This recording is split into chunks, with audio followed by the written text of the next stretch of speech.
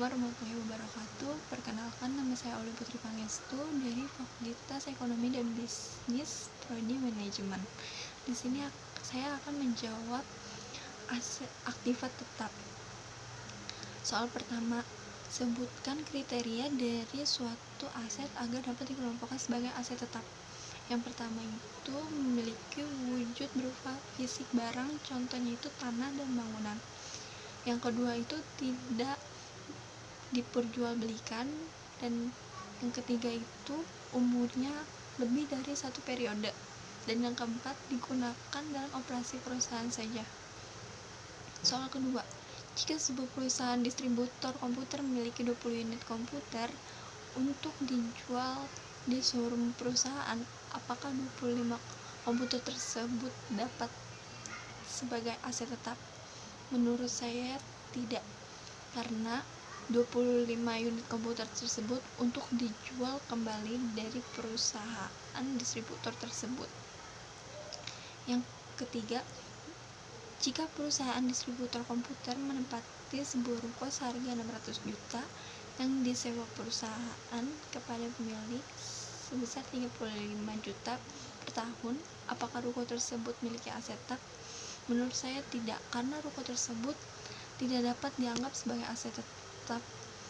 Itu bukan milik perusahaan, melainkan hanya hak sewa saja dalam perusahaan. Soal keempat, jika perusahaan distributor komputer menggunakan sebuah bangunan dibeli seharga 400 juta sebagai gudang persediaan, di mana perusahaan telah membayar sebesar 125 juta dan sisanya baru akan dibayar tahun berikutnya, apakah gudang tersebut sudah memiliki hak aset tetap tersebut? Ya, menurut saya, karena gudang persediaan tersebut sudah memiliki hak asetnya,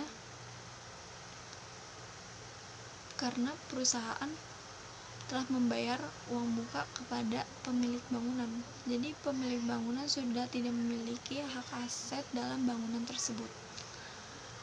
Soal kelima, jika sebuah perusahaan distributor komputer memiliki 4 rim kertas A4 seharga 35.000 per rim, apakah 4 rim kertas tersebut dikelompokkan sebagai aset tetap perusahaan? Menurut saya tidak, karena bukan termasuk aset tetap, karena 4 rim kertas tersebut tidak memiliki umur lebih dari satu periode. Jadi 4 rim kertas tersebut bukan hak aset dalam perusahaan. Terima kasih atas jawaban saya. Apabila ada kesalahan, mohon maaf. Wassalamualaikum warahmatullahi wabarakatuh.